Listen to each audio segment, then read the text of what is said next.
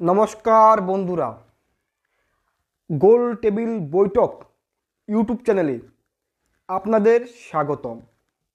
বন্ধুরা, 2025 ও 26 সাল অর্থাৎ 2025-26 বর্ষে ভারতের অর্থমন্ত্রী নির্মলা সীতারামন তিনি যে আর্থিক বাজেট ঘোষণা করেছে সমগ্র ভারতের জন্য, তা আপনারা টিভির পর্দায় বা বিভিন্ন সোশ্যাল মিডিয়ায় জেনে গেছেন। আজকে আমার গোল টেবিল বৈঠক ইউটিউব চ্যানেলে যে প্রতিবেদনটা রাখতে চলেছি সেটি হলো ভারতের যে অর্থমন্ত্রী নির্মলা সীতারামন তিনি 2025 ও 26 অর্থবর্ষে যে আর্থিক বা অর্থ ঘোষণা করেছে তা বিরাট, বলা যেতে পারে একটা বিরাট আকার ধারণ করেছে বা বিরাট একটা ঘোষণা। তার মধ্যে আজকে একটা টুকরো নিয়ে আলোচনা করব, সেটা হলো ভারত তার পার্শ্ববর্তী যে দেশগুলো চীন বাদ দিয়ে সেই দেশগুলোতে কি কি বা কত টাকা আর্থিক বাজেটে রেখেছে। কারণ আফগানিস্তান, পাকিস্তান, চীন বা চীনের দক্ষিণ, তিব্বত অথবা নেপাল, ভুটান, মায়ানমার, বাংলাদেশ, মালদ্বীপ, মরিশাস, শ্রীলঙ্কা, এই সমগ্র ভূভাগকে এক কথায় ভারতীয় উপমহাদেশ বলা হয়। ভারত তার আর্থিক বাজেটে চীন ও পাকিস্তান বাদ দিয়ে এই দেশগুলোতে কত টাকা আর্থিক সাহায্যে হাত বাড়িয়ে দিয়েছে বা আর্থিক সাহায্য করতে চলছে, সেই নিয়েই মূলত আজকে আমার প্রতিবেদন। প্রথমে আসা যাক মালদ্বীপ।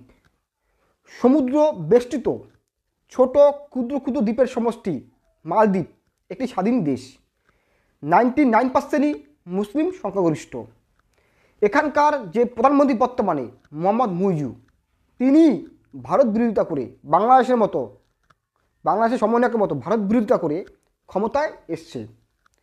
ক্ষমতায় আসার পরে যে 24 সালে যে ভারতের সাথে মালদ্বীপের সম্পর্কের অবনতি ঘটেছে, তার কারণ কি?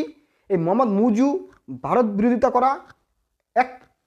দুই, চীনের সাথে দ্বিপাক্ষিক সম্পর্ক তৈরি করা, তার ফলে ভারতের সাথে অবনতি ঘটে সম্পর্কের। ভারত আর্থিক সাহায্যের পরিমাণ কমিয়ে দেয়। প্রায় 400 কোটি টাকা বাজেট করেছিল 24 সালে বর্ষে বা আর্থিক বর্ষে, কিন্তু তা কমিয়ে এনেছিল 470 কোটি টাকা। এটা হলো ভারতের লোকসভা ভোট যখন হয়েছিল, সেই লোকসভা ভোটের আগে একটি অন্তর্বর্তীকালীন একটি আর্থিক বাজেট পেশ করেছিল NDA 2 সরকার নরেন্দ্র মোদীর নেতৃত্বে। তার ফলে 24 সালে জানুয়ারি মাসে ভারতের প্রধানমন্ত্রী নরেন্দ্র মোদী মালদ্বীপ সফরে যান। সেই মালদ্বীপ সফরে যাওয়ার পরে মালদ্বীপের 3 মন্ত্রী অর্থাৎ মালদ্বীপ রাষ্ট্রের 3 মন্ত্রী ভারতের প্রধানমন্ত্রী সম্পর্কে কুমন্তব্য করেন। এর ফলে ভারতের জনগণ ভারতের প্রধানমন্ত্রীকে কুমন্তব্য করার প্রতিবাদে মালদ্বীপ বয়কটের ঘোষণা করেন। তার আগে বলে রাখি, মালদ্বীপ মূলত পর্যটন শিল্পের জন্য বিখ্যাত। দক্ষিণ ভারত থেকে শুরু উত্তর ভারত এবং সমগ্র ভারতের প্রচুর লোক যায় প্রাকৃতিক সৌন্দর্য দেখতে এবং সমুদ্র দেখতে। এর ফলে নরেন্দ্র মোদীকে অর্থাৎ ভারতের প্রধানমন্ত্রীকে যে 3 মন্ত্রী মালদ্বীপের, তারা যে কুমন্তব্য করেন, তার ফলে ভারত মালদ্বীপ বয়কট সূচনা করেন এবং প্রচুর ট্রেনের টিকিট ক্যান্সেল করেন। তার ফলে মালদ্বীপের আর্থিক ধাক্কা খায়। পরবর্তীকালে মালদ্বীপ ভারত রাষ্ট্রের কাছে ক্ষমা চায় এবং 24শে আগস্টের দিকে মালদ্বীপের প্রধানমন্ত্রী মোহাম্মদ মুইজু ভারতের দিল্লিতে আসেন। ভারতের প্রধানমন্ত্রী নরেন্দ্র মোদীর সাথে দ্বিপাক্ষিক বৈঠক করেন এবং ভারতের যে নিরাপত্তা বিঘ্নিত ঘটবে না সেই ব্যাপারে প্রতিশ্রুতি দেন। একই সাথে ভারতের সাথে সম্পর্ক সুন্দর বা বৃদ্ধি করার জন্য কথা বলেন।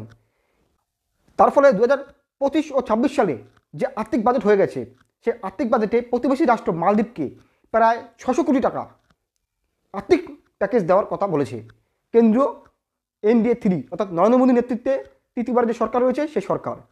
প্রায় 28% বৃদ্ধি করা হয়েছে। প্রতিবেশী রাষ্ট্র বাংলাদেশ, এবার বাংলাদেশ প্রতিবেশী রাষ্ট্র হিসাবে 5ই আগস্টের পরে যে ভারতপন্থী শেখ হাসিনা সরকারের পতন ঘটে, প্রায় 6 মাস হয়ে গেছে। এই 6 মাসের ভিতরে ভারতের সাথে বাংলাদেশের সম্পর্ক গভীরভাবে তলানিতে চলে গেছে। তার ফলে ভারতের সাথে বাংলাদেশ সম্পর্ক বলা যেতে পারে কূটনৈতিক এবং আর্থিক ও সামাজিকভাবে ভাঙার মুহূর্তে বা ভেঙে গেছে।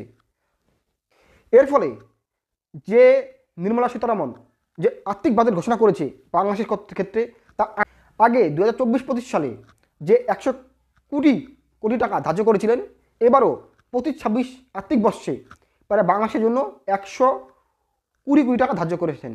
সবথেকে বেশি টাকা ধার্য করেছেন ভারতের প্রতিবেশী রাষ্ট্র ভুটানের জন্য, কারণ ভুটান একটি ডিপ্লোম্যাটিক বা কূটনৈতিকভাবে বা রাজনৈতিকভাবে একটি বিরাট ভাইটাল অঞ্চল, কারণ চীন ও ভারতের সম্পর্কের ক্ষেত্রে। তাই ভুটানে সবথেকে বেশি এবার আর্থিক বাজেট করেছে প্রতিবেশী রাষ্ট্রগুলোর মধ্যে, প্রায় 2150 কোটি টাকা।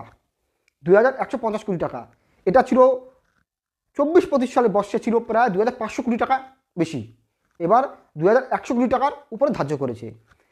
প্রতিবেশী রাষ্ট্র নেপালের জন্য ধার্য করেছেন প্রায় 300 কোটি টাকা। একইভাবে মায়ানমারের জন্য ধার্য করেছে প্রায় 350 কোটি টাকা, কারণ বাংলাদেশের সাথে ভারতের যে সম্পর্কের অবনতি ঘটছে, আরও বাংলাদেশ যেরকম বলা যেতে পারে 16 মাসের মতো লাফাচ্ছে, তার ফলে বাংলাদেশকে দমানোর জন্য 350 কোটি টাকা মায়ানমারকে ঘোষণা করা বলা যেতে পারে ভারতের ক্ষেত্রে এটা কূটনৈতিক বিরাট জয়। এবং বাংলাদেশের চাপে রাখার জন্য মায়ানমারের যে আরাকান বাহিনী এবং মায়ানমারের যে প্রতিবেশী সীমান্ত রয়েছে বাংলাদেশের, তাকে কণ্ঠস্বর রাখার জন্য একটা বিরাট ঘোষণা করেছে 350 কোটি টাকা মায়ানমারের জন্য। এবং একইভাবে আফগানিস্তানের জন্য ঘোষণা করেছে প্রায় 100 কোটি টাকা। আফগানিস্তানের জন্য ঘোষণা করেছে 100 কোটি টাকা, কারণ আফগানিস্তানের সাথে পাকিস্তানের সম্পর্ক অবনতি করেছে। বিগত 3-4 মাস বা 5 মাসে দেখা গেছে আফগানিস্তান ও পাকিস্তানের সম্পর্ক একদম চরম জায়গায় পৌঁছে গেছে এবং সম্পর্কের অবনতি ঘটেছে। তার ফলে 100 কোটি টাকা আফগানিস্তানকে দেওয়া বা প্যাকেজ ঘোষণা করা একটা বিরাট কূটনৈতিক চাল। এর ফলে আফগানিস্তানের সাহায্যে পাকিস্তানের উত্তর অংশ চাপে রাখার একটা নতুন ঢাল। একইভাবে মঙ্গোলিয়াকে 5 কোটি টাকা ধার্য করেছে মঙ্গোলিয়াকে। এবং আফ্রিকার যে দেশগুলো আছে সেই দেশগুলোতে এবার 225 কোটি টাকার উপর ধার্য করেছে, 225 কোটি টাকা। এবং আরেকটি দ্বীপরাষ্ট্র মরিশাস, যেটা ফ্রান্সের উপনিবেশ ছিল, ভারত মহাসাগরে অবস্থিত, সেই মরিশাসে এবার ভারত ধার্য করেছে 500 কোটি টাকা। এই মরিশাসও একটি পর্যটন শিল্প এবং মরিশাসই একটি রাষ্ট্র, সমুদ্র রাষ্ট্র, যেখানে ভারতীয় দক্ষিণ ভারতের অর্থাৎ ভারতীয় লোক প্রচুর থাকে এবং হিন্দু হিউজ পরিমাণে থাকে। তার জন্য মরিশাসে 500 কোটি টাকা ধার্য করেছে এবং পর্যটন শিল্পকে উন্নত করার জন্য বিভিন্ন পরিকল্পনা গ্রহণ করছে মরিশাস সরকার ও ভারত সরকার। যেই দেশগুলোর নামের কথা বললাম সেই দেশগুলোতে মূলত চীন ও পাকিস্তান বাদ দিয়ে সমস্ত দেশগুলোকে ভারত এবার বিরাট টাকা আর্থিক সাহায্য করছে, কূটনৈতিক ও সামাজিক ও রাজনৈতিকভাবে ভারতের সুসম্পর্ক বৃদ্ধি করার জন্য এবং বিভিন্ন রাষ্ট্রকে চাপে রাখার জন্য। যেমন উদাহরণ দিলাম মৌজুর কথা, চীনের সাথে সম্পর্ক তৈরি করে ভারতকে চাপে রাখার চেষ্টা করেছিল, সেই মৌজুই মাথা নত করেছে ভারতের কাছে। বাংলাদেশও মাথা নত করবে।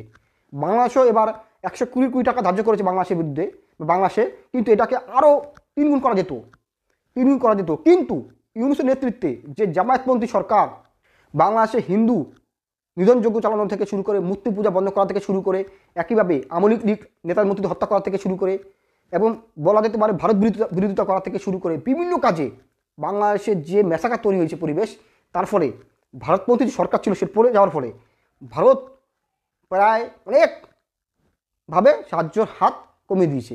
প্রায় 120 কোটি টাকা, যে জায়গায় মায়ানমারে 350 কোটি টাকা, 120 কোটি টাকা এটা 3 গুণ করা যেত যদি শেখ হাসিনা সরকার থাকতো। এবং বাংলাদেশ যে সরকার এসছে মোহাম্মদ ইউনূসের নেতৃত্বে, সেই সরকারও যদি ভারতের সাথে সম্পর্ক ভালো রাখতো তাহলে কিন্তু প্রচুর পরিমাণে আর্থিক সাহায্য পেত।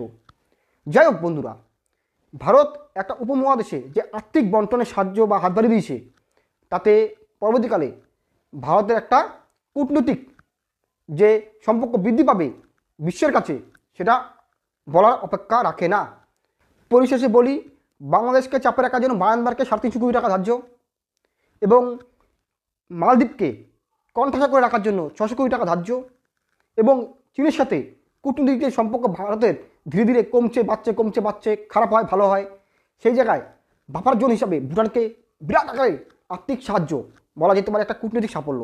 একভাবে আফগানিস্তানকে সাহায্য দিয়ে যে পাকিস্তানকে কণ্ঠাসা করার একটা ফন্দি, এভাবেই ভারত বিভিন্ন আর্থিক প্যাকেজ তৈরি করে ভারত একটা উপমহাদেশের একটা উন্নতশীল রাষ্ট্র বা উন্নত রাষ্ট্র তৈরি হওয়ার সূচনা তৈরি করছে।